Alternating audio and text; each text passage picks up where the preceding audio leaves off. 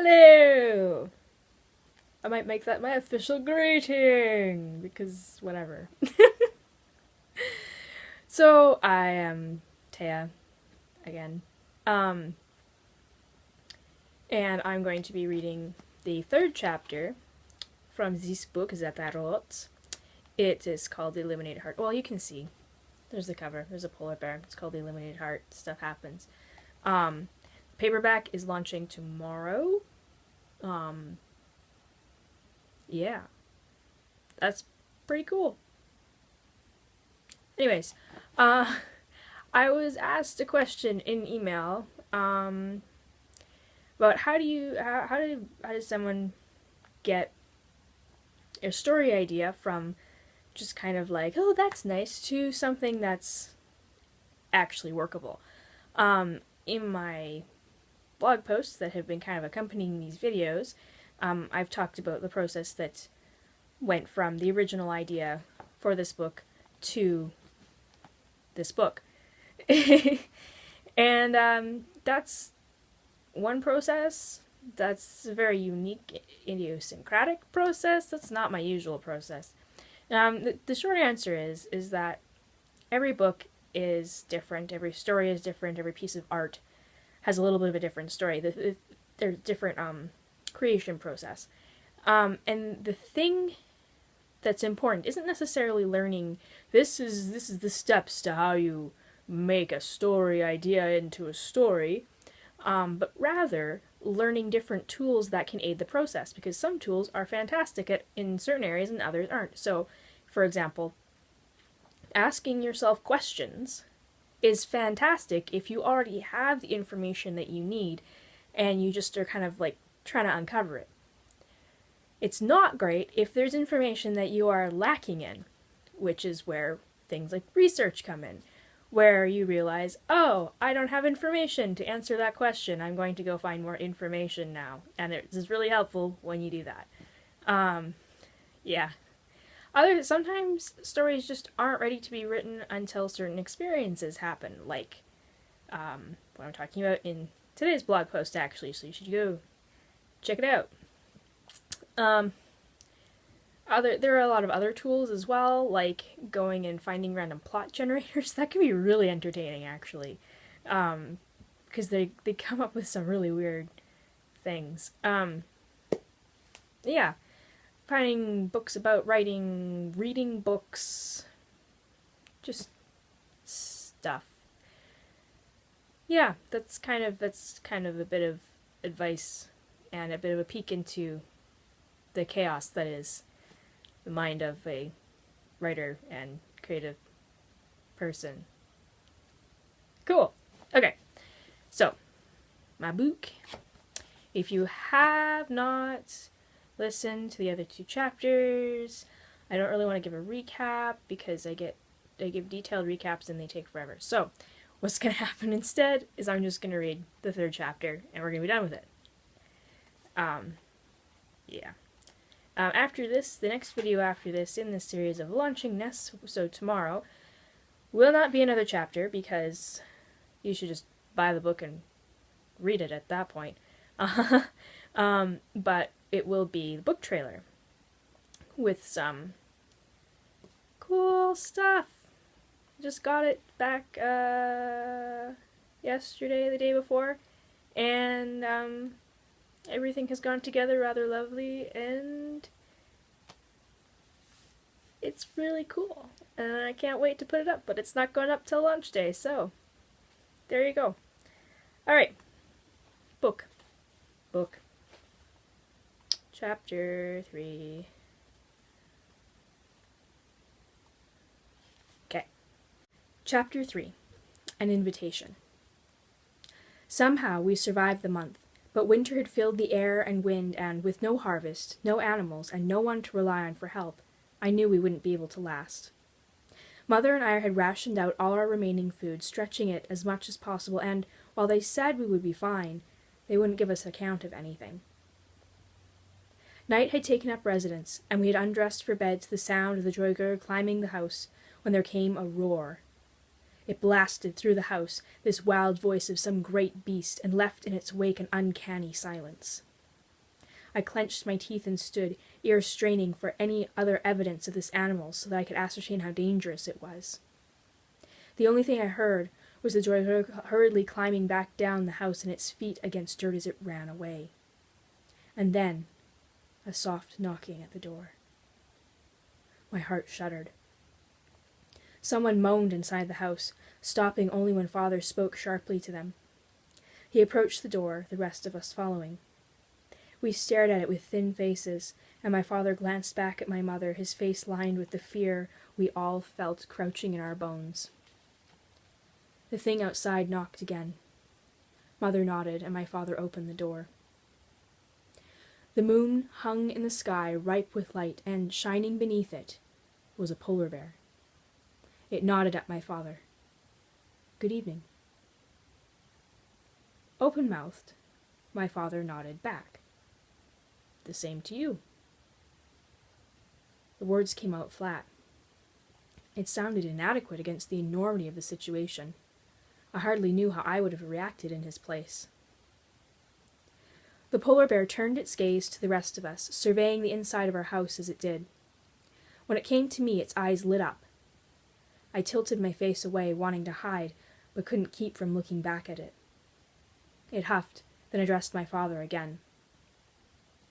"Will you give me your youngest daughter? If you will, I'll make you as rich as you are now poor." My mother placed her hands on my shoulders, but didn't speak. I could barely breathe, caught by the memory of how the polar bear might know me. "May I speak with her first?" said my father. The polar bear stepped back. "Certainly." My father closed the door. He leaned against it, exhaling. Mother let go of my shoulders and started herding my sisters away. "Elka, I want nothing to do with it," she said to father, her back to him. He opened his mouth. "Nothing." Once the bedroom door closed, my father sighed. I crossed my arms and stared at the floor. "You'll be safe with him. I can't say why, but I know you won't be harmed, and that he'll keep his word." My lips twisted into a grimace of disbelief. Father's legs shook. He sat down. "I think this is the help God promised." Help, certainly. Anything with even a hint of kindness would seem like God's help to my father, given the circumstances. I knew better. "No." I spoke hoarsely. It had been so long since I said anything that my throat and mouth had almost forgotten how to form sound. "Dagny, he can make this menace go away. He can bring us our life again, a better one even. Go with him." "No." The word came clear this time. The bear knocked on the door again. Before my father could stand, I opened it. The bear stood huge in the doorway, its eyes only on me. "I cannot stay here any longer. Have you decided?" "Why?" I wanted to say more, to ask why it would want to take me away from my family, why me and not one of my sisters. I wanted to ask why it had chased me after the funeral. I wanted to ask why God had sent it, if God had sent it. But I could only manage the one word and hope it understood. Father didn't. "Dagny." He shook his head and tried to open the door further to stand in front of me. I didn't let him. Staring straight into the eyes of the bear, I didn't let him. The bear's eyes widened. "I saw you in the hills and you were afraid, and I was not." My nostrils flared and I clenched my jaw. "Come back in a week." I shut the door. Father pushed past me and swung it open, but the bear was gone. Only the white moon hung in the sky and darkened the stars with its splendor. "Will you go with him, then?" asked my father. "No." "Then why would you tell him to return?" I stared at him, trying to come up with a reason that would suit him. Nothing came. I went back to bed. For the next week, my father and sisters pestered me about the bear. Would I go with it? Did I really want it to come back? What would I do or say once it had? While I changed my words each time, I only did so to keep them from saying any more, to keep them thinking that I hadn't settled on anything. My answers were always the same in my mind. No, yes, I don't know. They wouldn't like those answers, wouldn't understand them. I hardly did myself. At nights I would cry out to God in my mind, calling for him to deliver us, to make the Joyger kill me so that my family could see an end to their suffering, and so I could see an end to the weight the bear had put on me. He never answered.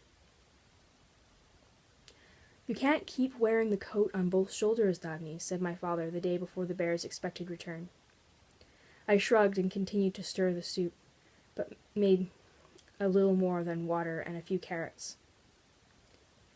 He shook his head. You have to think of the good of the entire family. How long do you think we'll be able to live on soup as thin as that? If we don't accept the bear's offer, someone is going to die before this winter ends, or all of us. My eyes closed involuntarily and I shivered. The Joy's words out at the sheep pasture echoed through my mind with a painful remembrance.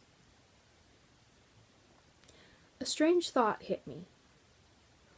What if the Joyger had prophesied my end not at its hands, but at the teeth and claws of a bear? What if the riches the bear promised would come because of its vanquishing the Joyger with my blood? Father was so certain that the polar bear brought with it the saving power of God. It could be. It could have been that saving power back when I had run from it. It could be that running from it had caused all this trouble and that running towards it would end it. All I needed to do was learn the future before it happened. I'll know my decision when it arrives. Don't worry, Pavi. Everything will be fine. He pressed his lips together. Are you sure? I shrugged and continued to wash the dishes. I slipped away the next day as the sun had begun to caress the sky and headed out to my brother's barrow. My weakened body could barely take me there, so I had to stop to rest. White clouds painted the blue above me, their touch soft with pearls. God help me, I thought. He murmured, and I tried to filter words from him, but none made any sense. Tears pricked my eyelids. I don't want to do this, but what other choice do I have? You won't speak to me, and I need answers. What else do you expect? I can't sit and do nothing. More murmuring. More hateful murmuring. I got up and continued. As I approached the mound, I could see the Joyger sitting in front of the grave door with that terrible hole in the bricks, picking dirt out from underneath its fingernails. Come to disturb the dead, I see, it said without looking at me. You seem to have done that well enough yourself, I replied, my voice hoarse from exertion. My muscles ached, and the one thing I wanted the most at that moment was to sit down, but I refused to be companionable with that creature. I had come for information, nothing more. He looked up sideways, squinting. You haven't given up, have you? The game hasn't even begun to get interesting. I took a breath, let it out. The creature shrugged and turned its attention back down. You have one more chance, I told God. Will anything I say make any difference? I wanted to weep and shout at him. Yes, it would make a difference. He would tell me how he'd already fixed this, how he'd taken away the need to consort with the undead or leave my family. He would take over and I wouldn't have to try anymore. I could just let it all go. His voice dissolved again to the turning wheel. I'm getting bored. Shall I find us something to do, or will you eventually come to your point? The Joyger shifted position. God? Nothing. I let go of my skirt and inhaled. You can tell the future. What will happen if I go with the bear? I clenched my skirt with as much strength as I had left in my hands. The Joyger snorted. Oh, it's not a matter of if, it said, continuing to clean its nails. You will go, and you'll bring destruction down on him. So it was. So it would be. Evening came, ushered in with tense silence. We didn't undress for bed, and the Joyger didn't climb onto the roof. I sat in a corner away from the rest of my family. No matter how much they tried to keep me company or get me to talk, I only withdrew from their presence, hoping that they would leave me to what I knew I had to do for them. They couldn't know. I refused to tell them. All I could see was how thin they all were and how weak. All I could think of was how... From the door came a knock. Father went to answer it, but I stood, pushed him gently to the side, and opened it. The bear stared at me with its black eyes. I will go with you.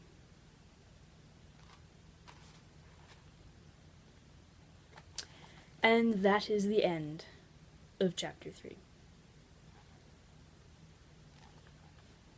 of the Illuminated Heart. So, tomorrow is launch day. I'll be putting up a blog post about that, and a book trailer, and information, and all of that stuff. So, stay tuned. It's gonna be pretty cool.